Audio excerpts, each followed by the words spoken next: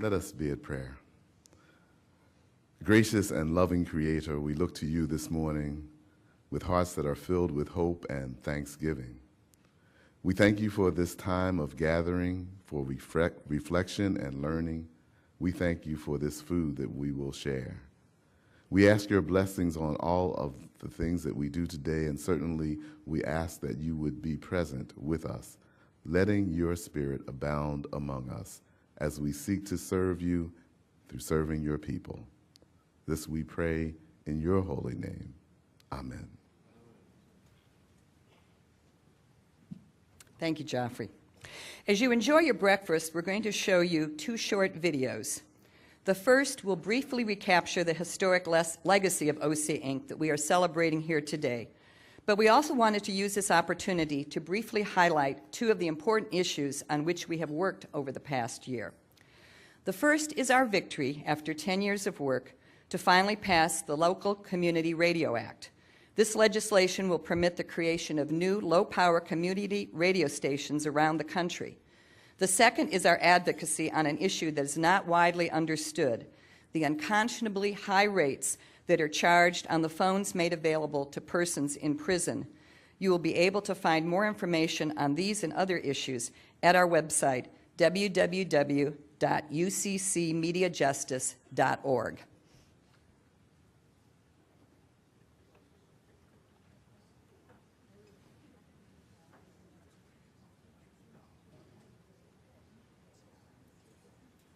The Office of Communications really defined what the public interest means in broadcasting with the WLBT case over 30 years ago now.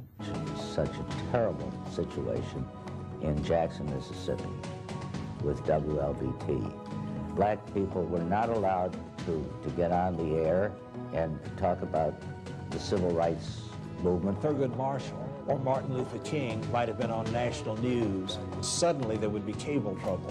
Somebody really had to do something about this, and we had the capacity to do it. When they realized that you could take the license away from a TV station because of the way you're treating black people, then it really had an impact. A majority black-owned group was formed that got the permanent license, and Aaron Henry, who had once been denied airtime on this station because he was black, became chairman of the board.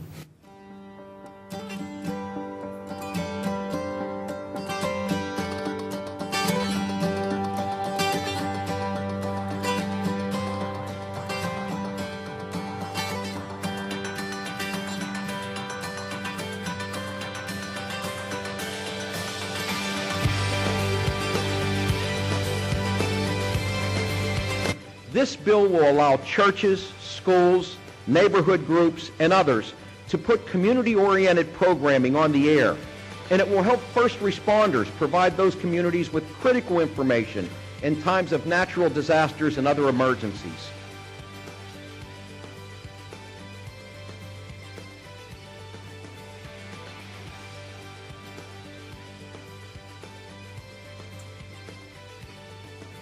Hello, my son is in prison.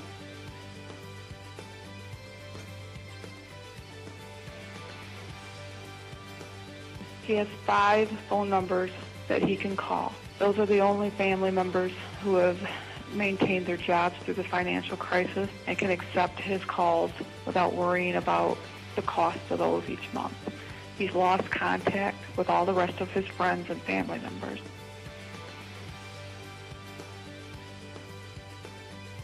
Now that it's time to do a support package to ask for him to be paroled, we only have those 5 family members to ask for support from. The cost of the phone calls has severely limited his chances of gaining parole and using the contacts that he could have had to gain employment when he is released. Thank you for listening. Goodbye.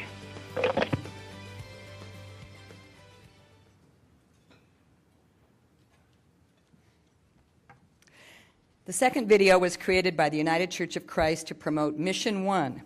Mission One is a special 11-day denomination-wide campaign designed to address the problem of hunger, both home and abroad. Over the early days in November, we hope to generate dollars, items for local food banks, and letters to Congress.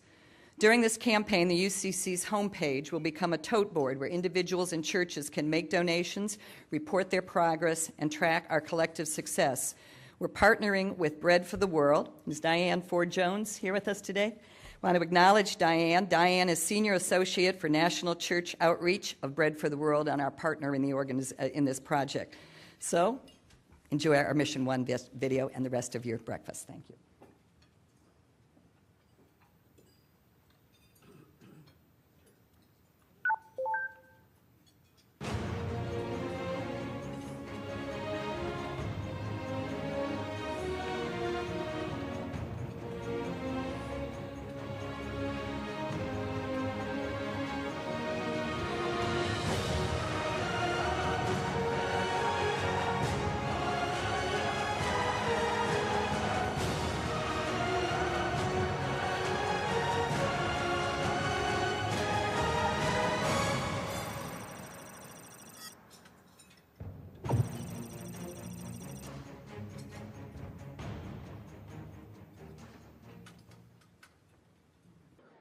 We hope you enjoyed what part of your breakfast you've had and getting to know your table mates a little bit better, and we'd like to keep going because we have lots of people that we know you're going to want to hear from this morning, and we want to make sure we have time for all of them.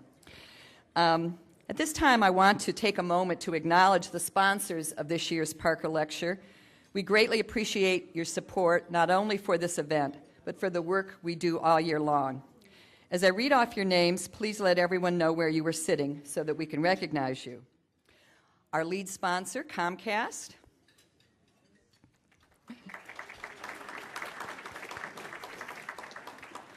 Our patrons, Google, the law firm of Kelly Dry, and the United Church of Christ.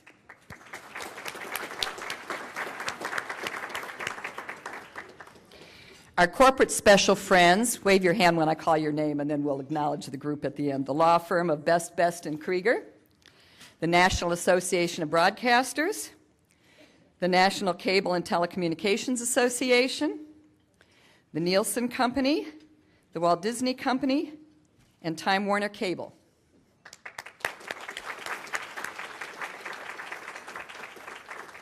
Our special friends, DirecTV and the law firm of Wilkinson, Barker, Nauer.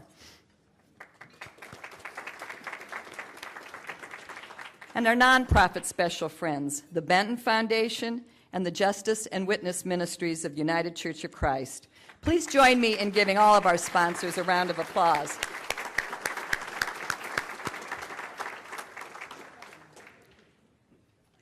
There are some additional persons here this morning whose presence we would like to acknowledge. Former FCC Commissioner Gloria Tristani, who also is a former Managing Director of OC Inc. Gloria.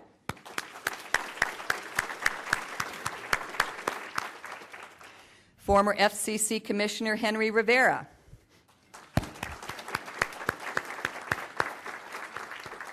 I haven't connected with his next person, but I believe he's here. Jim Kohlenberger, former Chief of Staff of the White House Office of Science and Technology Policy. Is Jim here? Okay, it's a rainy morning.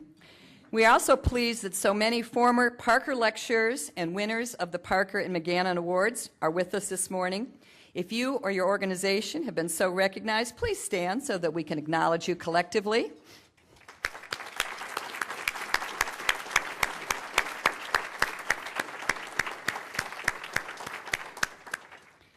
Finally, we'd like to acknowledge persons in our audience here who are affiliated with faith organizations.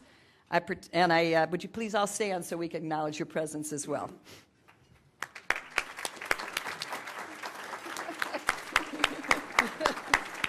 I see some shy people around the room. They're too busy eating.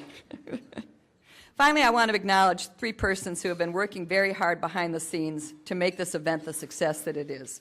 Our meeting planner, Ellen Mara, who's probably running around the room. There she is over there.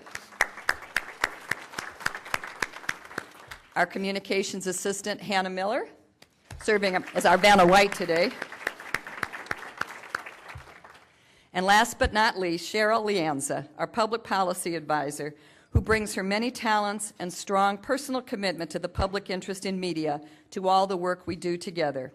Among many other things, Cheryl serves as chair of the Telecommunications Task Force of the Leadership Conference on Civil and Human Rights. Thanks for all you do on behalf of all of us.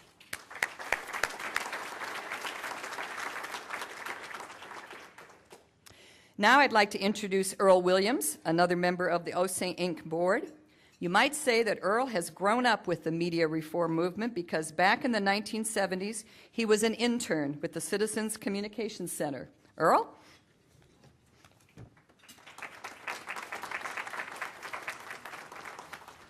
Thank you, Sarah. It's my pleasure today to introduce the recipient of this year's Donald H. Mcgannon Award. The Mcgannon Award is given annually to an individual or organization in recognition of special contributions to advancing the roles of women and persons of color in the media. Throughout his distinguished career, Joseph W. Waz, Jr. has worked to build bridges between media and telecommunications companies and the members of the public they serve. That commitment was nurtured early in life when he worked for the National Citizens Committee for Broadcasting, which became the Telecommunications Research and Action Center. Sam Simon, a longtime friend of OC Inc., recalls that the NCCB, Joe was a very good writer and even faster typist. Joe eventually became its deputy director, and in 1982, he and Sam co-edited the Citizens Primer on the Fairness Doctrine for that organization. Back in those days, the committee made use of a large number of interns. One of them was Ann Stuckey, and we're pleased that Ann's here. Ann, are you here somewhere? There she, oh, there's a real coincidence there. Ann and Joe are married, and they celebrate their 30th. They celebrate their 30th wedding anniversary.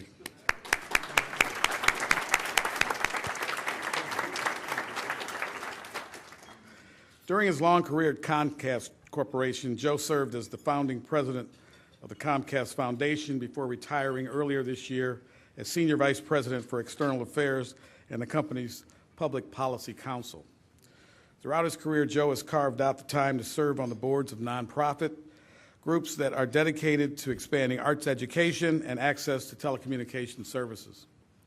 He served 2 terms as chairman of Settlement Music School in Philadelphia, the nation's oldest and largest community school of the arts. He also served on the boards of the Minority Media and Telecommunication Council, the Internet Educational Foundation, and the Telecommunications Policy Research Conference. He also served as president of the Federal Communications Bar Foundation. While Joe was president of the Comcast Foundation, the company increased its participation in the Emmett Bowen internship program for minority youth 7-fold, becoming the leading cable company in the program. The Emma Bowen Foundation is particularly close to our hearts. It was named after a close colleague of Everett Parker, and its executive director has also received the Mcgannon Award. Joe's efforts to promote diversity in hiring were exemplified by his own staff and their dedication to the value of diversity. Joe walks the walk, he just doesn't talk the talk. I had a conversation with a colleague of his this morning, and it was kind and very accurate in that he suggested that the cable industry got religion when Joe Waz actually started talking about adoption. We believe it's important for us to hold up models for others who work in the industry. Each of us should contribute where we can to the greater good, and Joe has demonstrated that to an impressive degree. For all these reasons, we're pleased to honor Joe Waz, Jr. with the Donald H. Mcgannon Award for 2011.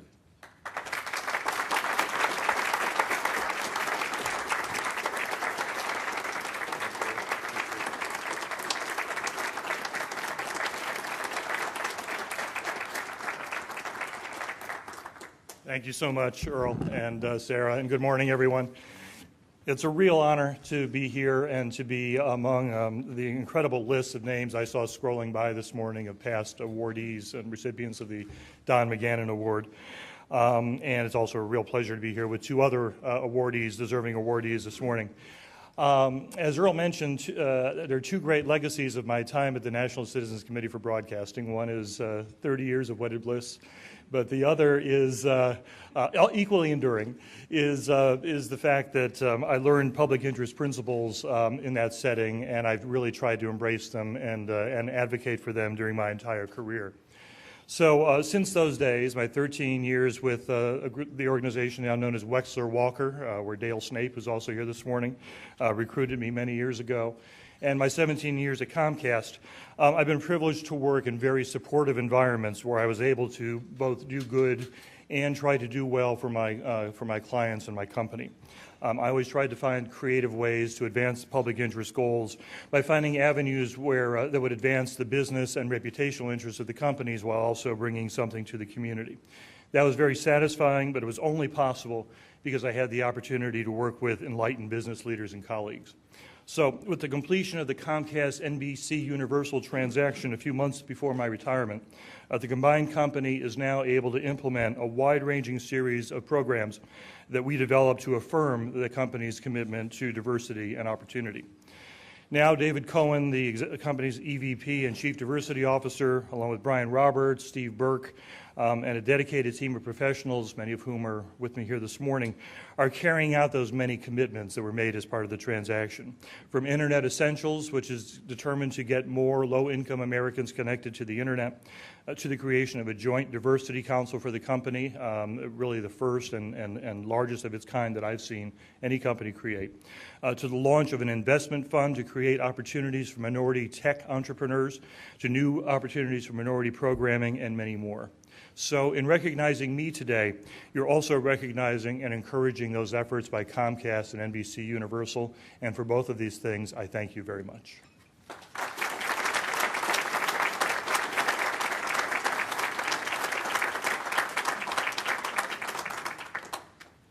You need to come up one more time, Joe. I mean, this is what you came for.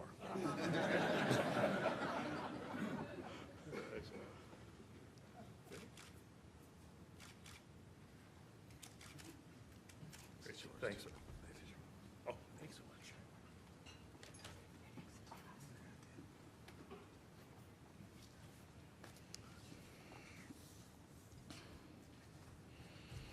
Every year since 1987, OC Inc. has bestowed its Everett C. Parker Award on an individual who personifies the principles and values of our founder. Everett Parker's advocacy was grounded in the civil rights struggles in the 1960s. This year's Parker Award recognizes another civil rights champion, Alex Nogales of the National Hispanic Media Coalition. Alex Nogales was born and raised in a family of migrant farm workers in the border town of Calexico, California. After earning a degree in film and television at UCLA, he began his career as a writer for bicultural children's television and then joined KCBS TV in Los Angeles as a producer. During his 13 years at the station, Alex was deeply involved with public affairs programming, children's shows, and entertainment specials, winning 3 Emmy Awards in the process.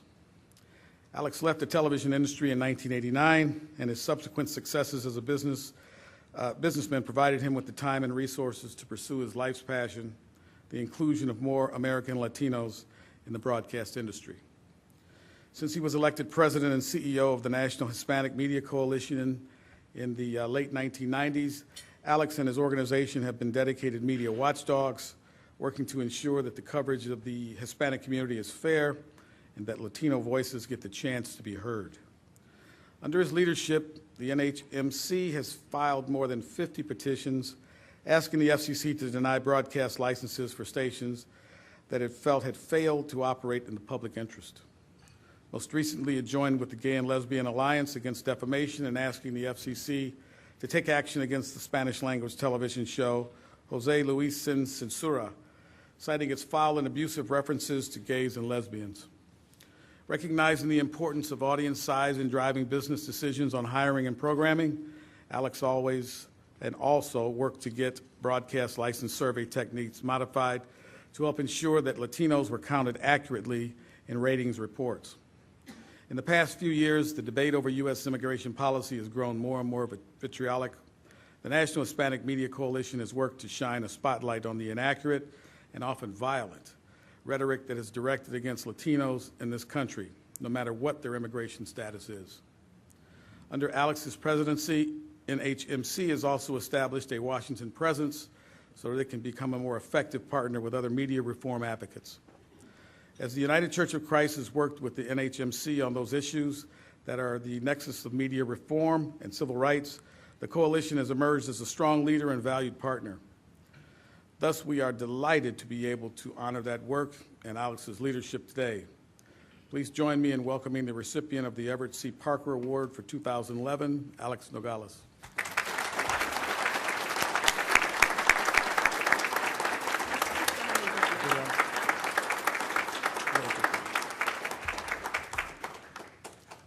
Thank you.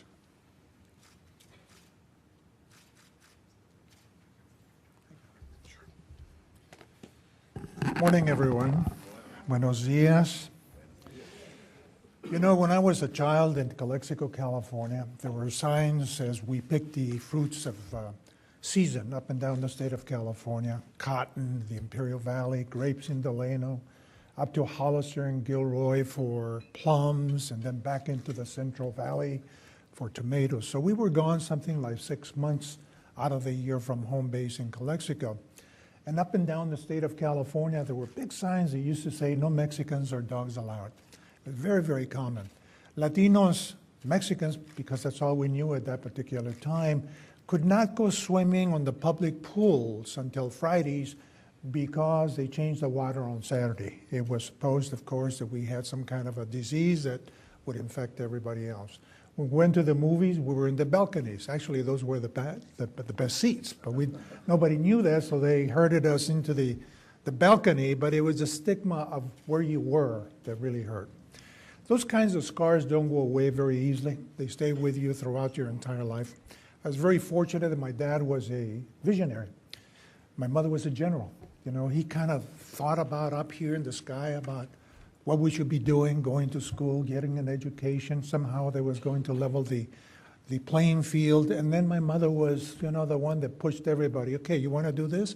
This is what you're going to have to do, and this is what you're going to have to do.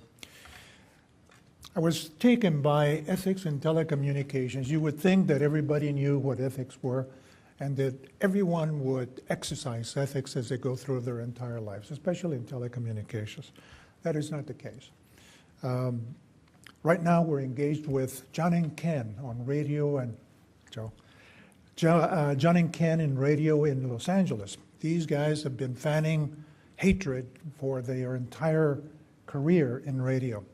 And of course, the favorite target right now, as it was with Lou Dobbs and many others, are the Latino community, our people in the Latino community who are documented and undocumented. So we're taking them on, just as Everett Parker did years ago, taking on stations that were not doing what they needed to do. We need to do the same thing, and I will be asking all of you to join us. Hate speech is not good for anyone. It's not good for the people that are the recipients or the people that are doing it. Hate crimes against Latinos have risen by 47% in Los Angeles in this past year, and here in Washington, D.C. by 40%. That is not an accident. I tell you that if people talk a certain way, the consequences are hate crimes. We have this issue before the FCC petition of inquiry so that we all know the causes of hate speech and the consequences of hate speech. So in accepting this award, I feel very honored, Everett, because I followed your work over the years, and you stand for everything that we believe in. You stand for everything that is good for everyone. And I have to tell you that we model ourselves after those that lead, and I want to thank you for being there. Even though I come from another ethnic group, I have to tell you, the values that you espouse, the values that you have lived your life with, are the ones that we follow. One of the good things about getting older, and those of you that are my age and a little bit older, is that you stop being afraid. Have you noticed? You stop being afraid. And when you stop being afraid, Joe, you're smiling. You know what I'm talking about? You can do whatever you want to do, what you have to do, and it doesn't matter because you don't care, you know? You don't care what others think of you. So with that, thank you very much, everyone, for this great honor.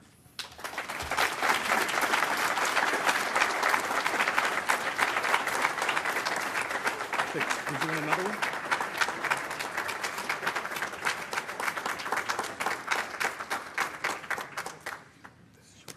Thank you very much.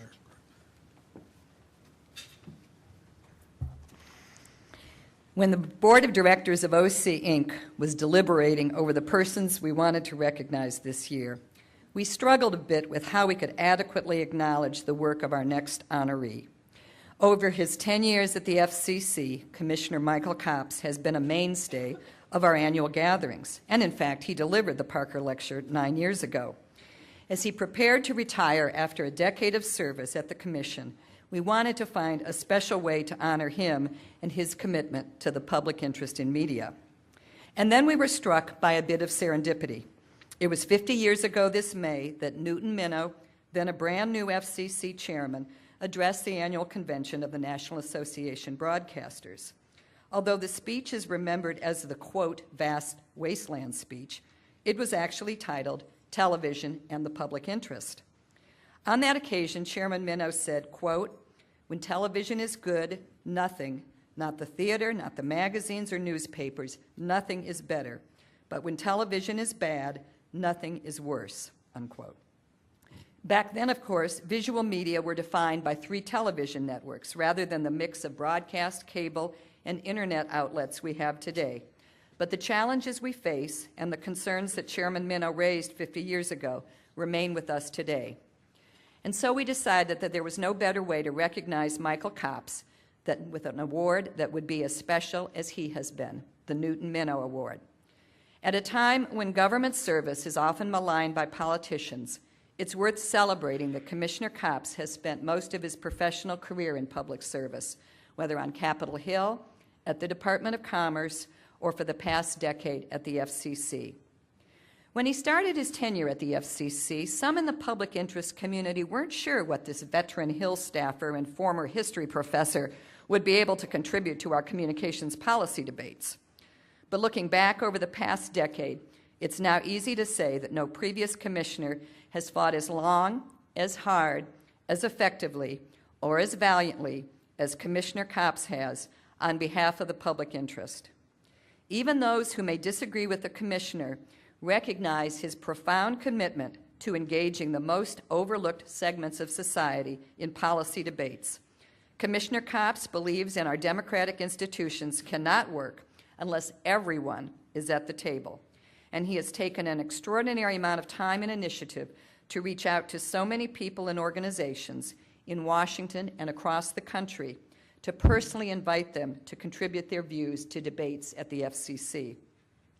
When you walk through his office, you can see the T-shirt reminders of the nationwide tours where he made time to solicit opinions and feedback, not just from those who can afford lobbyists here in Washington, but churches, community groups, schools, and ordinary people. We could go on and on about his commitment to the public interest, but we know the commissioner still has a lot of work to do before he retires, and we want him to get back to his office so he has time to get it done. Because as Commissioner Copps has so wisely put it, no matter what your first issue is, media reform needs to be your second issue. It is a privilege to recognize Commissioner Michael Copps with this special Newton Minow Award for 10 years of exemplary service at the FCC and for his dedication to preserving the public interest in telecommunications. And I'd also like to call up Nell Minow, the daughter of Newton Minow, to join us now in making this presentation.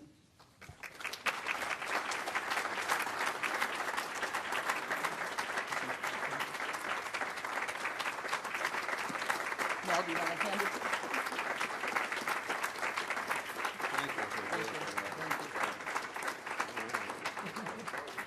Oh, music. You gotta go over here. We have to follow instructions.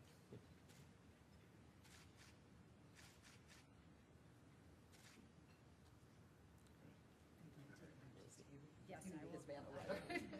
Thank you so much. Good morning. And thank you all. Thank you very much for your kind and generous words and providing me and my current staff and former staff, some of whom are here today, with a very special and a very memorable moment. First, my hearty congratulations to this morning's other honorees, and thanks to each of you for your distinguished service. Thank you, everyone, for being here on this rainy morning so early. There are so many people in this room with whom I've had the pleasure to work during my 10 years at the FCC, and I am profoundly grateful to each and every one of you for your friendship.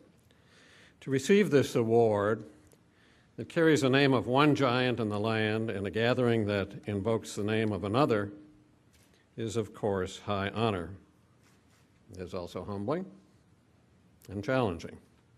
This year we celebrate the 50th anniversary of Newt Minnow's brave and visionary, quote, vast wasteland speech, better titled, as you said. It was 1961 when Nell's dad reminded the captains of the media industry that, quote, first, the people own the air, and they own it as much in prime evening time as they do at 6 o'clock Sunday morning. For every hour that the people give you, you owe them something, and I intend to see that your debt is paid in service, end quote. Talk about courage. Talk about strength of message. Talk about character. The other giant in whose name we gather today is Everett Parker. He breathed life into equal opportunity in parts of our media where prejudice and worse not only rode the airwaves, but also poisoned people's hearts. Everett Parker had a dream, and he brought that dream a long and mighty step toward fulfillment, and he inspires us still.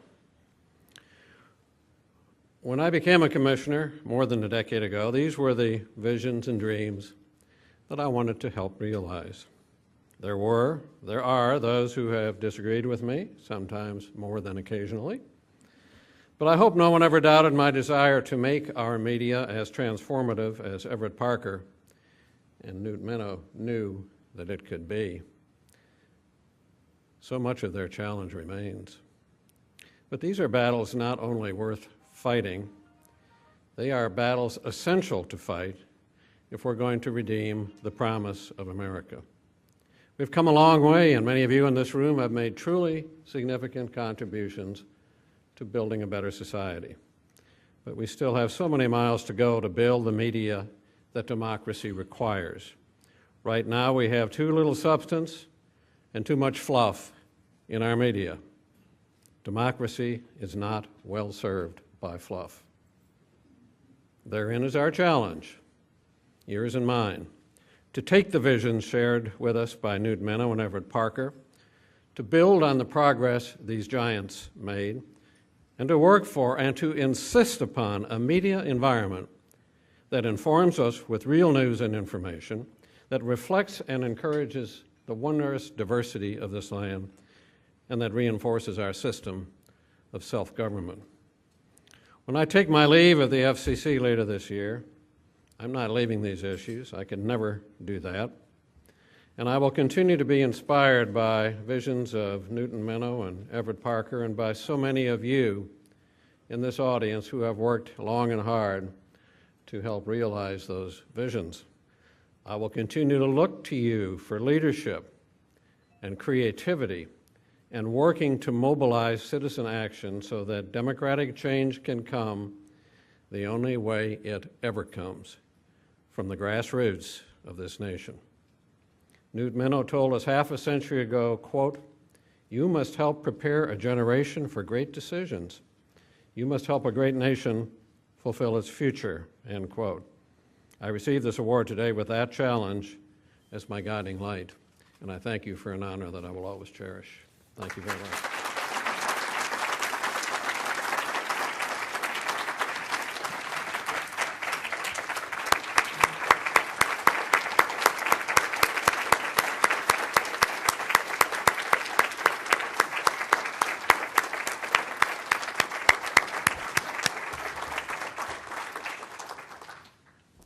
Thank you very much, Commissioner Copps, for those inspiring words.